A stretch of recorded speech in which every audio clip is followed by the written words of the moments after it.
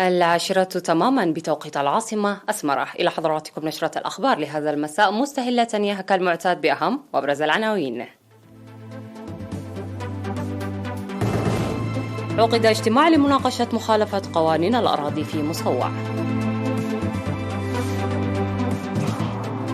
جمعية بحني لتربية النحل تعمل بجدية لتطوير قدراتها. لقاء لمناقشة تقوية العلاقة بين المواطنين والشرطة في مديرية فورتساوة. إسرائيل تشن قارات على قطاع غزة بعد إطلاق صاروخ باتجاه أراضيها. الصين تعلن توقيع الاتفاق الأمني المثير للجدل مع جزر سليمان. إيران تستعرض معدات عسكرية جديدة في يوم الجيش. مرحبا بكم. دعا الاجتماع المنعقد في 18 من أبريل في مدينة مصوع كافة الجهات المساهمة بفعالية لتنفيذ المراسيم واللوائح الصادرة للحد من مخالفة قوانين الأراضي.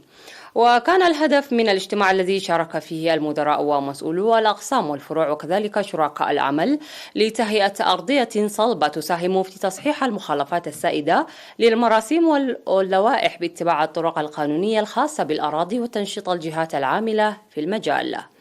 وأوضح مسؤول فرع الأراضي في وزارة الأراضي والمياه والبيئة السيد أجايت أمرات بأن المرسوم رقم 58 لعام 1994 وغيره من المراسيم واللوائح الصادرة بخصوص الأراضي تبين بأن الأرض ملك للحكومة، ورغم ذلك تحدث مخالفات بين في مختلف المناطق للاستحواذ على الأراضي بحجة السكن والزراعة، وأن متابعة الجهات المعنية ضعيفة ساهمت في انتشار المخالفات بصورة واسعة.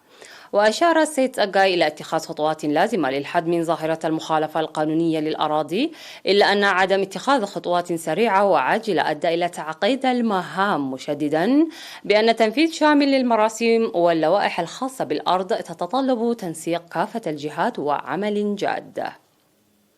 من جهتها قالت حاكم إقليم شمال البحر الأحمر السيدة أسمرت أبرهة إن عدم اتخاذ خطوات قانونية عاجلة أدى إلى الاستحواذ على الأراضي لبناء المساكن والمجال الزراعي، وقد بدأت أعمال متابعة ورقابة لازمة في كل من أفعبت وقندع وشعب ومناطق أخرى، لذلك يجب تعزيز دور المدراء لفعالية العمل.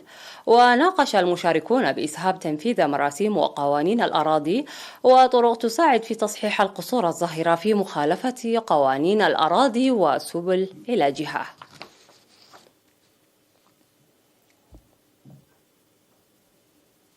تعمل جمعية أبحني الناشطة في تربية النحل بمديرية سجنيتي بجدية لتطوير قدراتها وتنمية إنتاجها. وأوضح سكرتير الجمعية القس سلومون كفلة مريم أن الجمعية المؤسسة عام 2017 تحت رعاية وزارة الزراعة تسعى جاهدة لرفع القدرات بالعمل في موسم خريف المرتفعات في سجنيتي والخريف البحري في مختلف مناطق إقليم شمال البحر الأحمر، وظلت تحقق تلك الجهود نتائج مرضية. وأشار إلى أن أعضاء الجمعية 28 الذين يمتلكون أكثر من 320 خلية نحل يستعدون لفتح مؤسسة بيع العسل بالتنسيق بين وزارة الزراعة والإدارة. وذكر بأن وزارة الزراعة وزعت لهم العام الماضي 50 خلية نحل عصرية مع كافة مستلزماتها بأسعار مناسبة، إضافة إلى الدورات التدريبية المقدمة عبر مراحل، مما يساهم ذلك في تنمية الإنتاج. وناشد القس سلومون المزارعين التفاهم مع الخبراء الزراعيين في حين أرادوا استخدام المبيدات الحشرية، إدراكا بأن تلك المبيدات تتسبب بتلوث بيئي وتضر بإنتاج العسل.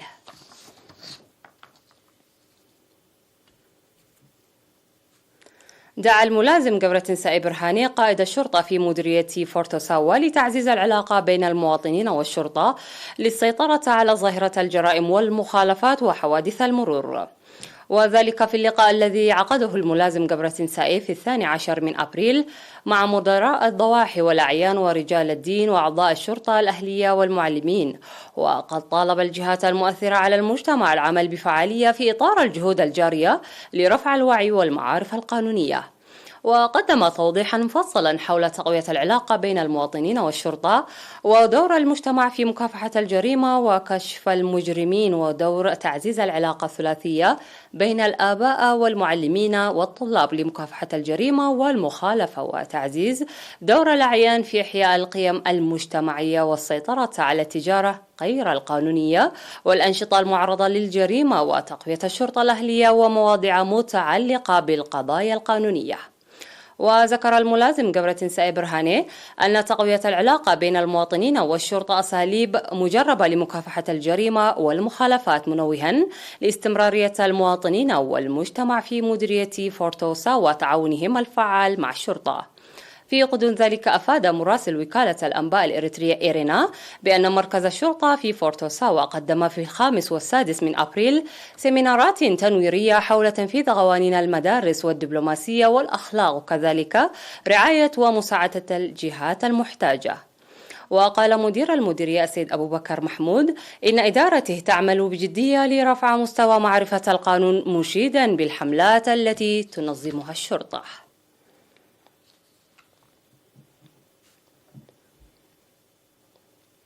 أكد سكان ضاحية عد النفيف في مديرية عد خال الأقليم الجنوبي جاهزيتهم لبناء حفير وفق الخطة الحكومية الموضوعة والمشاركة بكل طاقاتهم لإنجاز المهمة بفعالية.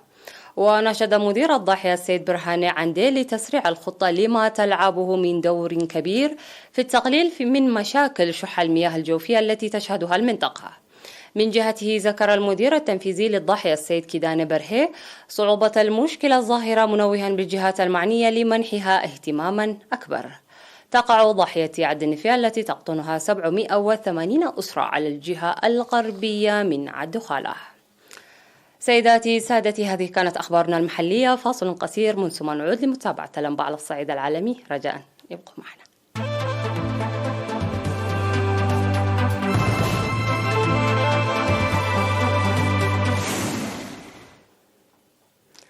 شن الطيران الحربي الإسرائيلي قارات جوية على قطاع غزة بعد إطلاق صاروخ من القطاع باتجاه إسرائيل، وفق ما أفاد شهود عيان وحركة حماس. واستهدفت القارات الإسرائيلية موقعا أمنيا في مدينة خان يونس جنوب قطاع غزة، في حين أعلنت كتائب القسم الجناح العسكري لحماس أن دفاعاتها الجوية تصدت للطائرات الإسرائيلية. وجاءت القارات الإسرائيلية بعد ساعات من إعلان الجيش الإسرائيلي أن منظومة القبة الحديدية للدفاع الجوي اعترضت صاروخا أطلق من قطاع غزة باتجاه الدولة العبرية. ويأتي هذا القصف غداة إصابة أكثر من 19 فلسطينيا و7 إسرائيليين بجروح خلال مواجهات بين الشرطة الإسرائيلية وفلسطينيين في باحة المسجد الأقصى ومحيطها في القدس الشرقية، فيما اعتقل 18 شخص بعد يومين على صدمات مشابهة أسفرت عن سقوط أكثر من 150 جريحا فلسطينيا. أكدت بكين الثلاثاء أنها وقعت اتفاقا أمنيا واسعا مع جزر سليمان. تخشى الحكومات غربية من أنه قد يوفر للجيش الصيني موطئ قدم في جنوب المحيط الهادي. وقال الناطق باسم الخارجية الصينية وانغ وين بين خلال مؤتمر صحفي دوري: وقع وزيرا خارجية الصين وجزر سليمان رسميا مؤخرا الاتفاق الطارئ بشأن التعاون الأمني. في الشهر الماضي تم تسريب نسخة مسودة للاتفاق أحدثت موجة صدمة لأنها تضمنت مقترحات تسمح بنشر قوات الأمن والبحرية الصينية في الأرخبيل الواقع في المحيط الهادي. في أوائل أبريل أكد رئيس الوزراء مانايس سوغافاري أنه لن يسمح ببناء قاعدة عسكرية صينية في بلاده، لكن ذلك لم يكن كافيا لتهدئة مخاوف أستراليا وحلفائها. استعرضت إيران للمرة الأولى منظومة صواريخ فتح البالستية التكتيكية ومنصات إطلاقها التابعة للقوى البرية بمناسبة يوم الجيش، الذي شهد أيضا استعراضا لمختلف الأسلحة والمعدات العسكرية وأقيم في العاصمة طهران. وتضمن الاستعراض طائرات مسيرة من طرازات مختلفة ومنظومة مجيدة الصاروخية وقاذفة صواريخ تالاش ومنظومة صواريخ جوشن ونظام التحكم في القيادة وغيرها.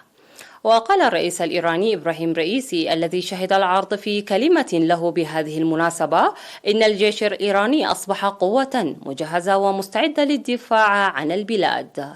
وتوعد الرئيس الإيراني بضرب قلب الكيان الإسرائيلي إذا أقدم على أي تحرك ضد بلاده.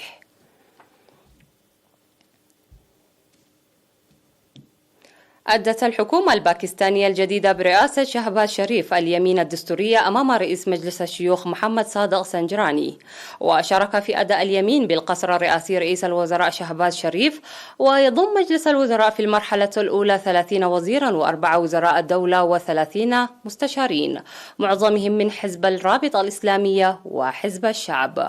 وانتخب البرلمان الباكستاني شهباز شريف زعيم حزب الرابطة الإسلامية الباكستانية رئيسا جديدا للوزراء خلفا لعمران خان بعد حصوله على 174 صوتا في البرلمان. وأقيل عمران خان من منصبه بعد أن قضى نحو 3 سنوات ونصف في المنصب شهدت متغيرات متعددة منها سياسية واقتصادية وكذلك جائحة كورونا. في الختام إليكم تذكيرا بأهم ما جاء في هذه النشرة. عقد اجتماع لمناقشة مخالفة قوانين الأراضي في مصوع. جمعية بحاني لتربية النحل تعمل بجدية لتطوير قدراتها.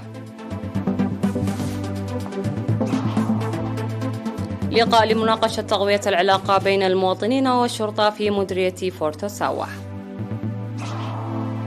إسرائيل تشن قارات على قطاع غزة بعد إطلاق صاروخ باتجاه أراضيها. الصين تعلن توقيع الاتفاق الأمني المثير للجدل مع جزر سليمان. إيران تستعرض معدات عسكرية جديدة في يوم الجيش. انتهت النشرة، قدمناها لكم من تلفزيون دولة إريتريا. كنت معكم حنان عمر جيلاني، إلى اللقاء.